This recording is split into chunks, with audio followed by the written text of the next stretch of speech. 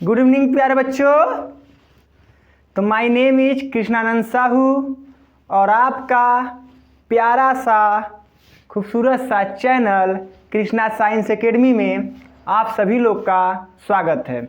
बच्चों, आज हम पढ़ने वाले हैं गोली दर्पण संबंधित चिन्ह परिपाटी। क्लास 10 का चैप्टर है जिसे हम लोग फुली हिंदी में जानने वाले हैं।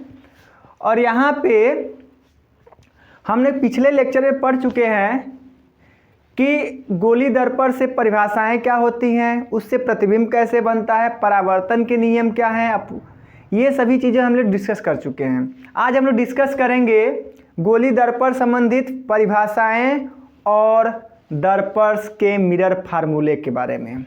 ओके, तो बच्चों हम स्टार्ट करने जा रहे हैं गोली दर्पण संबंधित चिन्ह परिपाटी। तो आइए समझते हैं क्या है ये साइन कन्वेंशन। जैसे मैं बोलूं बच्चों कि मान लो चाहे अवतल दर्पण हो चाहे उत्तल दर्पण हो, तो मैं बात कर रहा हूं किसी भी दर्पण का। ये हमारे पास एक क्या है, कॉनकेव मिरर है। ओके, ये क्या है, कॉनकेव मिरर यानी अवतल दर्पण। जब किसी दर्पण के बाहरी साइड में कलई की जाती है, परावर्तन अंदर से हो, तो वो क्या होता है, अवतल दर्पण होता है। तो यहाँ पे क्या होगा, देखिए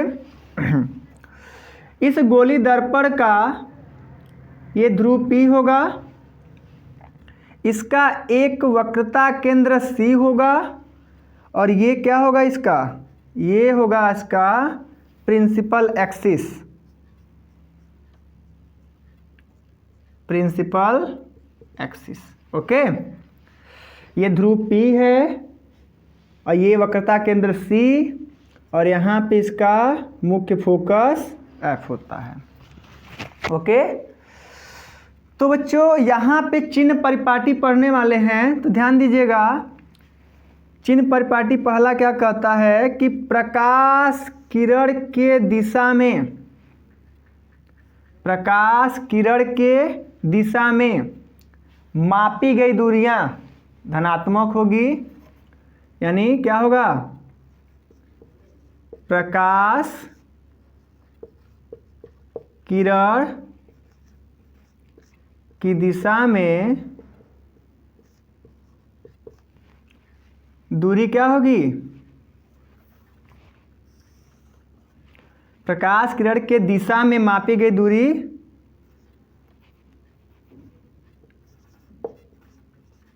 दूरियां क्या लेते हैं, धनात्मक लेते हैं।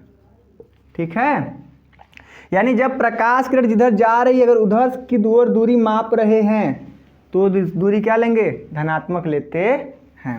ठीक है, दूसरी बात बच्चों, प्रकाश किरण के विपरीत दिशा में, प्रकाश किरण जैसे ऐसे माप रहे हैं दूरी, प्रकाश ऐसे जा रही है, दूरी ऐसे माप रहे हैं डिस्टेंस को। ठीक है ना, तो प्रकाश किरण के विपरीत दिशा में मापी गई दूरियां ऋणात्मक लेते हैं। जैसे प्रकाश ऐसे जा रही है ना, और हमने मेजर क्या कर दिया, ऐसे डिस्टेंस, प्रकाश इधर गई, दूरी इधर माप रहे हैं। यानी विपरीत दिशा में जब मापेंगे, विपरीत दिशा में जब मापेंगे, दूरियां क्या लेंगे, दूरियां ऋणात्मक लेते हैं। ठीक है, प्रकाश की दिशा में मापोगे तो दूरियां धनात्मक, विपरीत दिशा में मापोगे तो दूरियां ऋणात्मक। क्लियर है। सभी दूरियां दर्पण के ध्रुव P से मापी जाती हैं। सभी दूरियां दर्पण के ध्रुव P, पोल P से मापी जाती हैं। ऑल डिस्टेंस मेजर्ड पोल P। ओके, तो यहाँ पे बच्चों जो P और F के बीच का जो डिस्टेंस होगा, इसे हम लोग कहते हैं क्या, फोकस दूरी। इसे हम विपरीत दिशा माप रहे हैं ना, देखिए प्रकाश ऐसे जा रही है, दूरी ऐसे माप रहे हैं, तो माइनस होगा, तो साइन कन्वेंशन क्या हो जाएगा यहाँ पे, माइनस।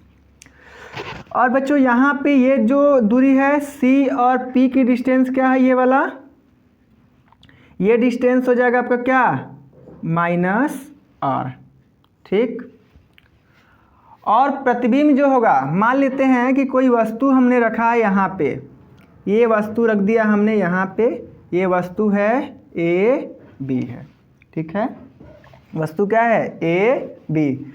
तो वस्तु की जो दूरी है बच्चों, ये जो वस्तु की दूरी है, ये वस्तु की दूरी प्रकाश किरण के दिशा में मापेंगे तो प्लस, विपरीत मापेंगे तो माइनस। वस्तु इधर नापी गई ना, दूरियां क्या हो रही है, इधर माप रहे हैं ना हम लोग, तो ये दूरी क्या होगी आपका, ये माइनस यू। वस्तु की दूरी को माइनस यू से दिखाते हैं, ठीक। इसी प्रकार मान लीजिए इसका इमेज कहीं बन गया, मान लेते हैं, चलिए इमेज का आपका क्या हो गया, कहीं इधर बन गया इमेज, यहीं पे मान लेते हैं इमेज बन गया इसका, इसको हटाते हैं थोड़ा सा, ये तो आपको समझ में आ रहा है। इसका इमेज मान लेते हैं यहाँ पे बन गया ए डैश और बी डैश, ठीक है। तो जो इमेज बना है बच्चों, इमेज जो बनता है वो प्रतिबिंब की दूरी होती है, और अगर इधर बन रहा है यानी विपरीत माप रहे हैं ना, तो प्रतिबिंब क्या लेंगे, दूरी माइनस भी मापेंगे। क्लियर है। मुख्य अक्ष के ऊपर मापी गई दूरियां, मुख्य अक्ष के ऊपर मापी गई दूरियां धनात्मक लेते हैं, और नीचे मापी गई दूरियां ऋणात्मक लेते हैं।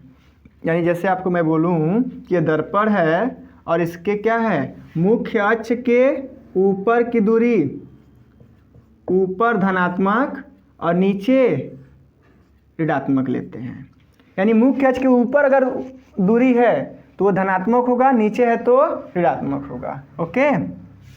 यानी ऊपर के लिए क्या हो जाएगा, अगर ऊपर है मुख्य अक्ष के तो धनात्मक होगा, और नीचे है तो ऋणात्मक होगा, ठीक है। तो हम लिखते हैं सभी पॉइंट को, तो सभी पॉइंट को लिखते हैं। पहला पॉइंट है आपका प्रकाश किरण की दिशा में मापी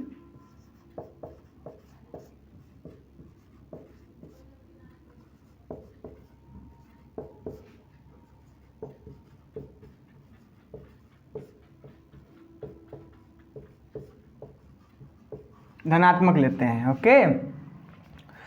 विपरीत दिशा में मापी दूरियां, विपरीत दिशा में मापी दूरियां क्या लेंगे, ऋणात्मक लेते हैं। क्लियर है। दूसरी पॉइंट है सभी दूरियां दर्पण के ध्रुव P से मापी जाती हैं।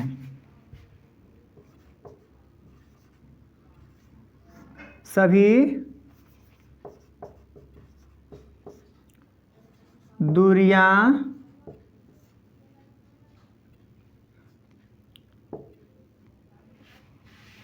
दर्पण के ध्रुव P से मापी जाती हैं। तीसरा पॉइंट है बच्चों, तीसरा है आपका मुख्य अक्ष के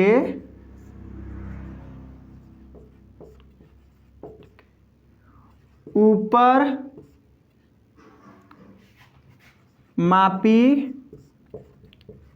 गई दूरियां धनात्मक तथा नीचे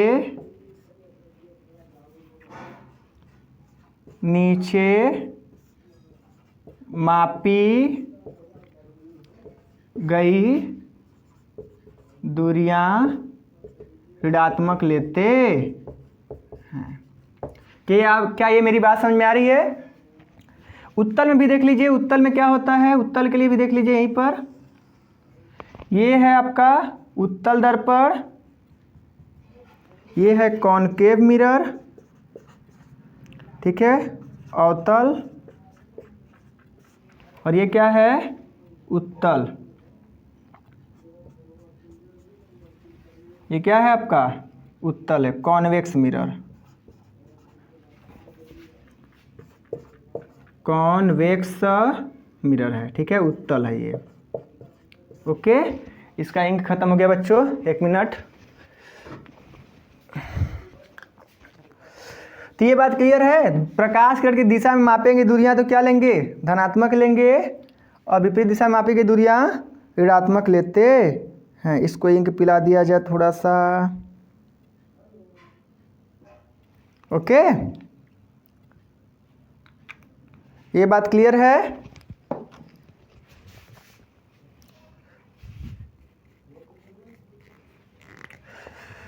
ओहो, देखिए बच्चों, मैं बोला ना कि प्रकाश किरण ऐसे जा रही है ना, और उत्तल दर्पण की इधर क्या होती है, फोकस, इधर क्या होता है, सी। तो ये डिस्टेंस क्या होगा, एफ, और ये डिस्टेंस क्या होगा। अगर इमेज इधर बन रहा है, वस्तु सदैव बाईं तरफ रखी जाती है, तो इसकी दूरी हमेशा क्या रहेगी, माइनस में रहेगी। वस्तु की दूरी हमेशा माइनस में रहेगी। और अगर इधर जा रहे हैं, प्रकाश किरण की दिशा में माप रहे हैं, तो दूरियां क्या लेंगे, धनात्मक। जैसे इधर प्रतिबिंब आपका बन गया, तो ये दूरी क्या लेंगे हम लोग, धनात्मक लेंगे। ठीक है, चिन्ह परिपाटी क्लियर है। प्रकाश किरण की दिशा में मापेंगे, दिशा में मापी गई दूरियां धनात्मक लेते हैं, विपरीत दिशा में मापी गई दूरियां ऋणात्मक लेते हैं। मुख्य अक्ष के ऊपर मापी गई दूरियां धनात्मक लेते हैं, नीचे मापी गई दूरियां ऋणात्मक लेते हैं। और सभी दूरियां दर्पण के ध्रुव P से मापी जाती हैं। क्या ये बात क्लियर हो गई बच्चों? कोई डाउट होगा तो कमेंट में जरूर बताइएगा। ओके, तो आते हैं नेक्स्ट टॉपिक्स पर, जिसका हमें था बेसब्री से इंतजार। चलिए, तो एक चीज श्योर हो गया बच्चों, याद रखिएगा। याद क्या रखना है, अवतल दर्पण के लिए, अवतल दर्पण के लिए वस्तु की दूरी, वस्तु की दूरी u क्या लेते हैं, ऋणात्मक लेते हैं। ठीक है, यानी हो जाएगा ऐसे माइनस u। प्रतिबिंब की दूरी,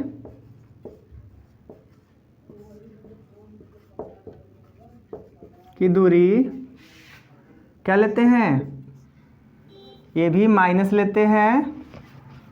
ठीक है, क्योंकि इमेज आपका जो बनता है नीचे इधर बनता है। ओके, और एक केस छोड़ करके, आभासी का केस जो होता है वो उस साइड में बनाता है, विपरीत साइड में, तो उसका धनात्मक होगा आभासी केस वाला। जो पढ़े होंगे लास्ट केस में, छठवां केस, ये वाला, जब P और F के बीच में रहता है।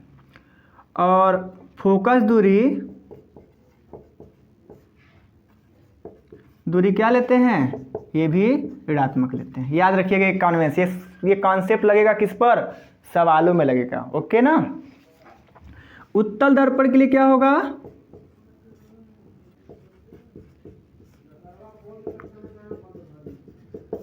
वस्तु की दूरी सदैव बच्चों ऋणात्मक रहेगा,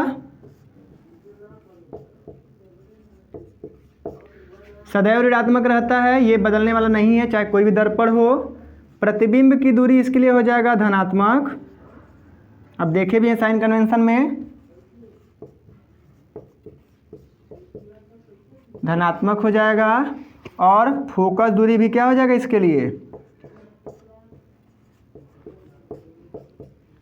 भी धनात्मक हो जाएगा। ठीक है, ये याद रखिएगा, ये कॉन्सेप्ट यूज होंगे सवालों में। ओके बच्चों, तो हम आते हैं जिसका हमें था इंतजार।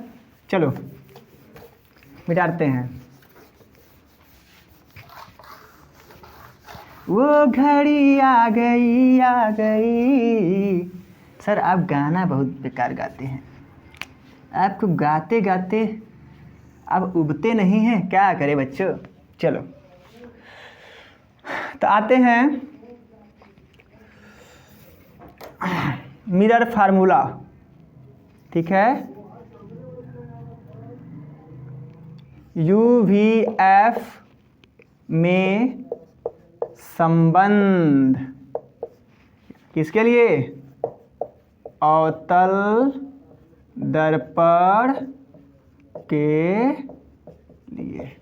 ठीक है, ये ड्राइव करने जा रहे हैं। सूत्र की स्थापना है बच्चों, सूत्र की स्थापना। आइए करते हैं बेहतरीन टॉपिक्स, कैसे फार्मूला ड्राइव होता है।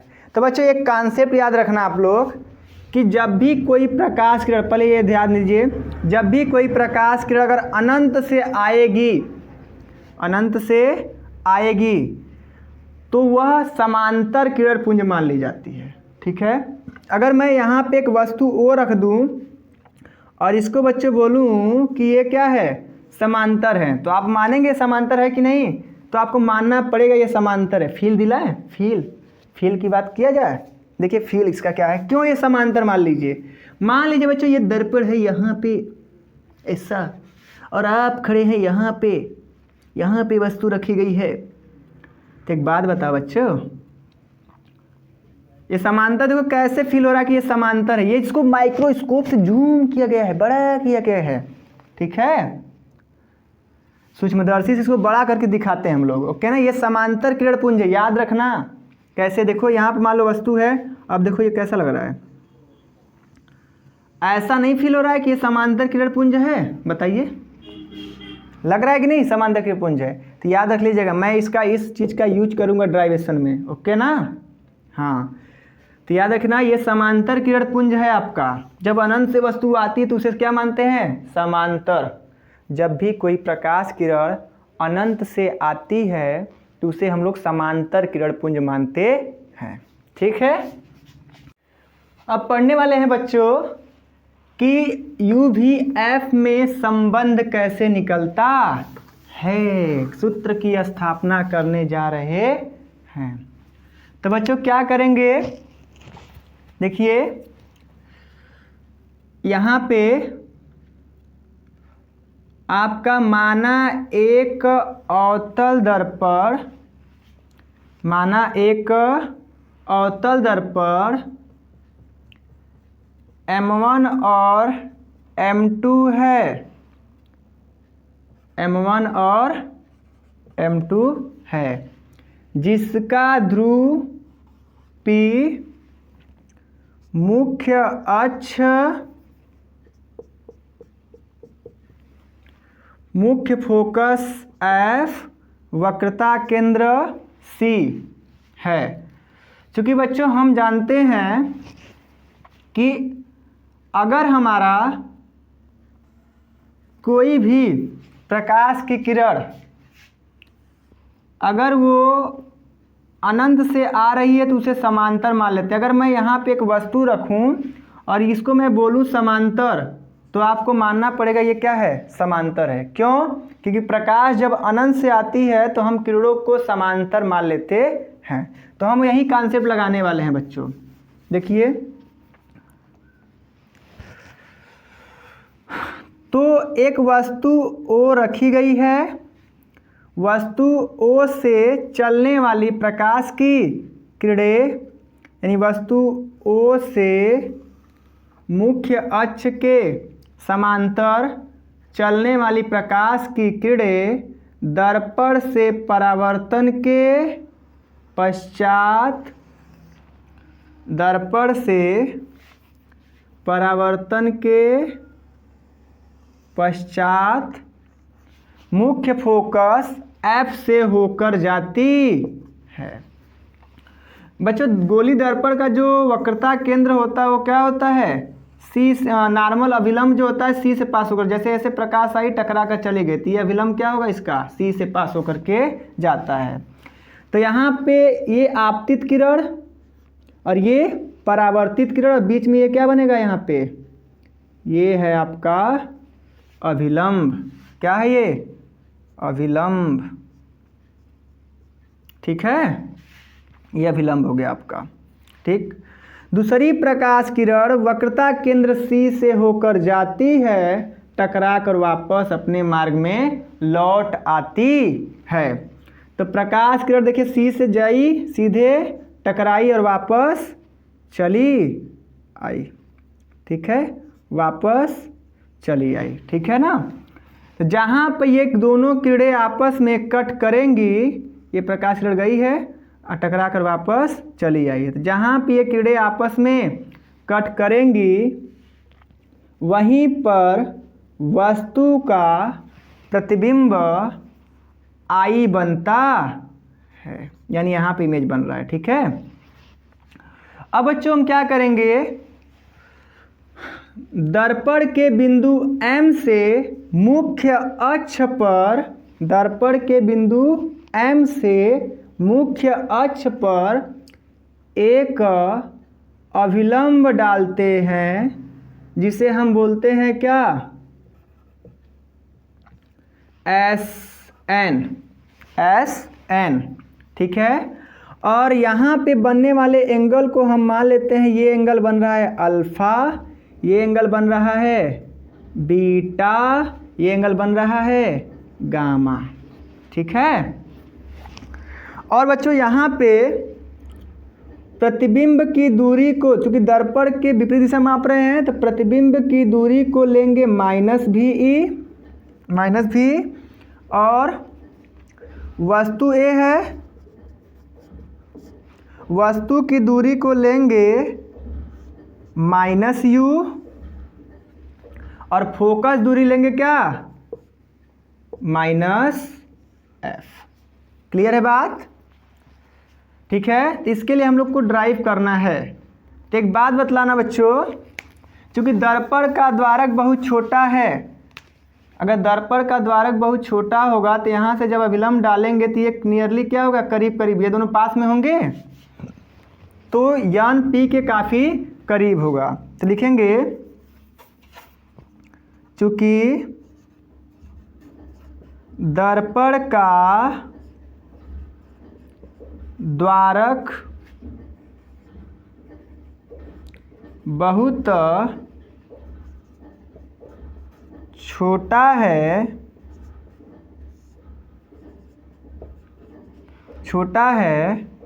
अतः यन P के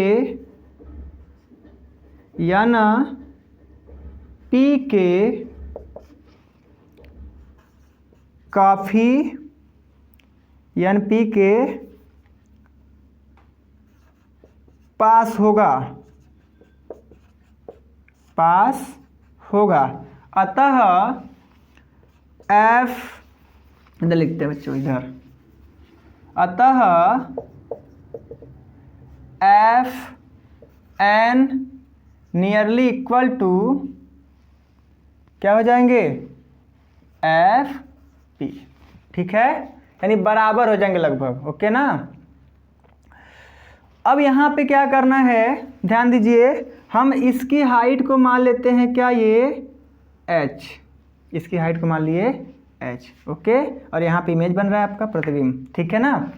तो जब इसकी हाइट को हम H मान लिए बच्चों, तो एक बात बताइएगा, ये आपतित किरण, ये परावर्तित किरण, ये एंगल क्या होगा, अगर ये एंगल थीटा होगा तो ये एंगल थीटा होगा कि नहीं, किस नियम से, परावर्तन के नियम से, कि ये आपतित किरण गई, टकराई और वापस ऐसे चली आती, ये थीटा तो ये भी theta, angle I equal to angle R होता है।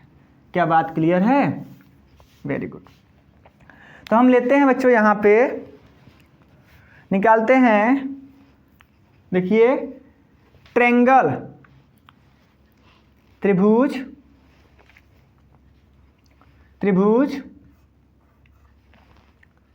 OSC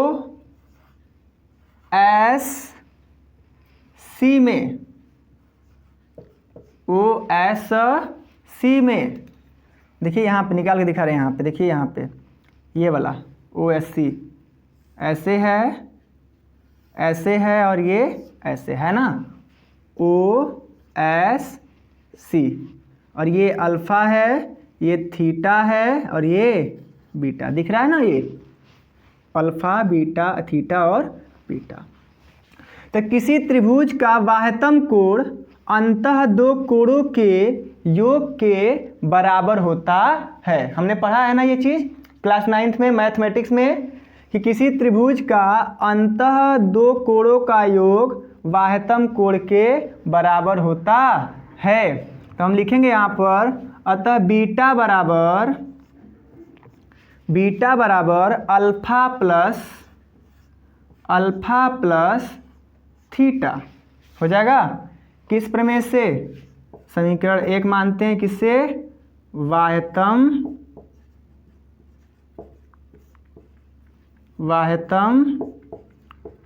कोण प्रमेय से। ठीक, बाह्यतम कोण प्रमेय से। अब आते हैं बच्चों, ट्रायंगल कौन सा लेते हैं? ट्रायंगल लेते हैं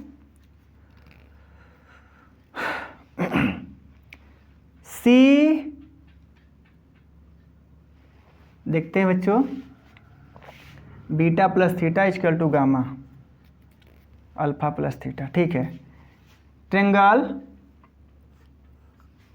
सी S I, triangle C S I. यहाँ पे देखिए ये वाला ट्रायंगल, देखिए इसको हटा रहे हैं। यहाँ पे ये ऐसे है, ये ऐसे है, और ये है ना यहाँ पे, ये है आपका बीटा, ये है आपका थीटा, और ये है आपका गामा, है ना, सी S I.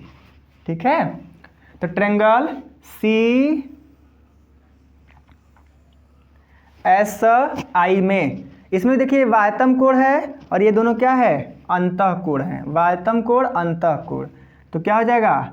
Gamma equal to beta plus theta. यहाँ से क्या आएगा हमारा? थीटा बराबर क्या आ जाएगा यहाँ से? Gamma minus beta equal to theta हो जाएगा। इसे मान लेंगे समीकरण 2। ये भी किस प्रमेय से है? बाह्यतम कोण प्रमेय से। ठीक है, अब हम क्या करेंगे? समीकरण 2 का मान समीकरण 1 में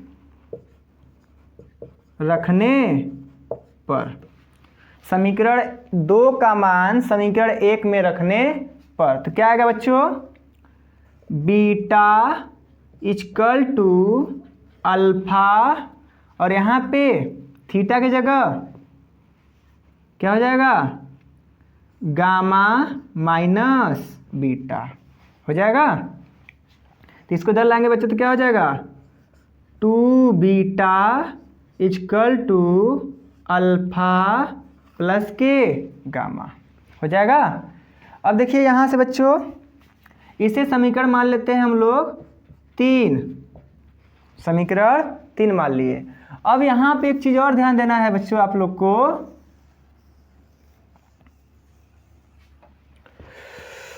कि यहाँ पे ट्रायंगल एक ठो लेंगे, triangle O S N, triangle O S N. देखिए यहाँ पे दिखा रहे हैं आपको, ये वाला ट्रायंगल देखिए, ऐसे है, ये ऐसे है, ये ऐसे है ना आपका ओ एस, और ये एन, ये एच है, और ये डिस्टेंस क्या है यहाँ से? चूंकि दर्पण का द्वारक बहुत छोटा है तो ये एन पी के पास होगा, तो ये कितना हो जाएगा? Minus you.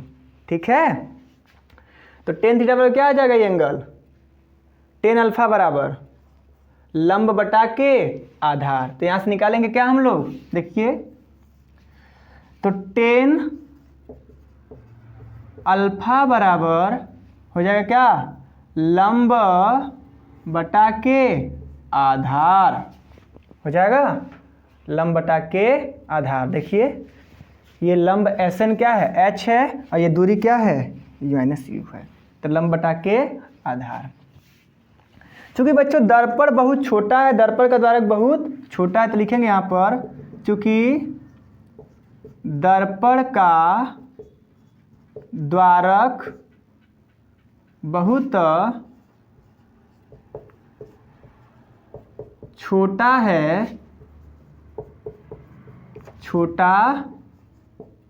है अतः 10 alpha nearly equal to alpha. 10 alpha जो होगा अल्फा के बराबर होगा, क्योंकि कोण बहुत छोटा बनेगा। 10 अल्फा बहुत छोटा बनेगा। 10 अल्फा इक्वल टू अल्फा होगा। तब क्या आ जाएगा बच्चों, यहाँ से अल्फा बराबर h अपान माइनस यू। ठीक है। इसी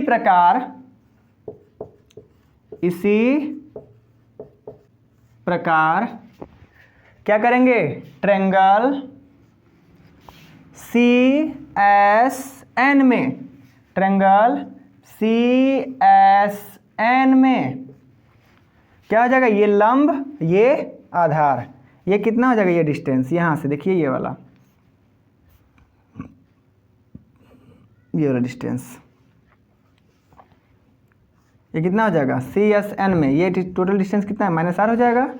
तो क्या आ जाएगा CSN में, तो 10 beta equal to height upon -r।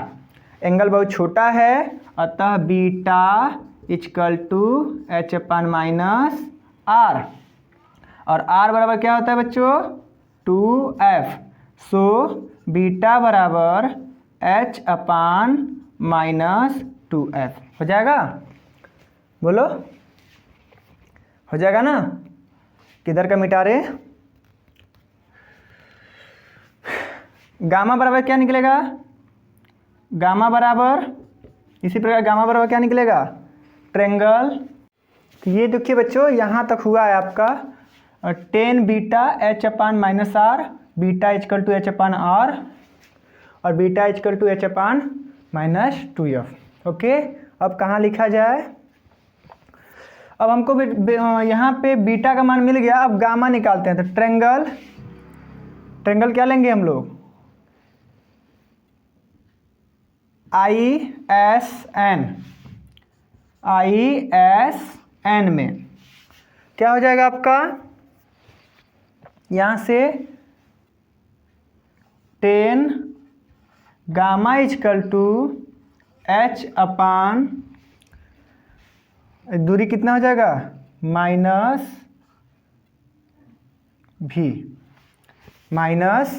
-v हो जाएगा। तो यहाँ से क्या आएगा बच्चों, गामा इक्वल टू क्या आ जाएगा, यहाँ से gamma equal to h upon -v। कैमरे में दिख रहा है क्या, एक बार देख लिया जाए। ठीक है, तो h अपान -v हो गया। अब इसके बाद जो है अल्फ़ा बीटा गामा सबका मान जो है हम रख देंगे, इसको मिटा दिया जाए क्या, इधर लिखते हैं। ठीक है, ये कहाँ लिखा जाए, इधर लिख दिया जाए। चलिए देखिए, अल्फ़ा बीटा गामा का मान रख रहे हैं समीकरण 3 में। समीकरण 3 में अल्फ़ा बीटा गामा का मान रखने पर, ठीक है, ओके ना। तो क्या हो जाएगा यहाँ से 2 बीटा की जगह क्या है हमारा h अपान -2f, और यहाँ पे अल्फ़ा की जगह क्या है आपका h अपान -u, और गामा की जगह क्या है h अपान -v। 2 से 2 कैंसिल आउट हो जाएगा, h कॉमन लेंगे तो क्या होगा, वो भी काम कैंसिल आउट हो जाएगा। मैं यहाँ पे लिख रहा हूँ, ठीक है बच्चों। तो क्या हो जाएगा यहाँ से h upon f equal to h common ले लेंगे तो ये -1 अपान u -1 अपान v हो जाएगा। ठीक है, तो यहाँ से क्या आएगा हमारा, यहाँ पे ये माइनस है, ओके। तो एच कैंसिल आउट हो जाएगा, तो आएगा 1/-F equal to -1/U -1/V। इन सबको इधर ला दीजिए, इस सबको इधर कर दीजिए, तो 1/F equal to 1/V plus 1/U। यही है बच्चों अवतल दर्पण के लिए सूत्र की स्थापना। क्लियर है? मिटा दिया जाए। ओके।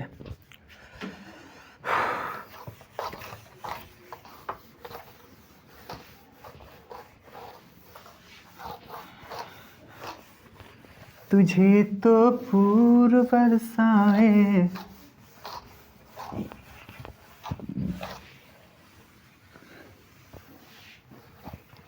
ओके बच्चों, चलो नेक्स्ट क्लास में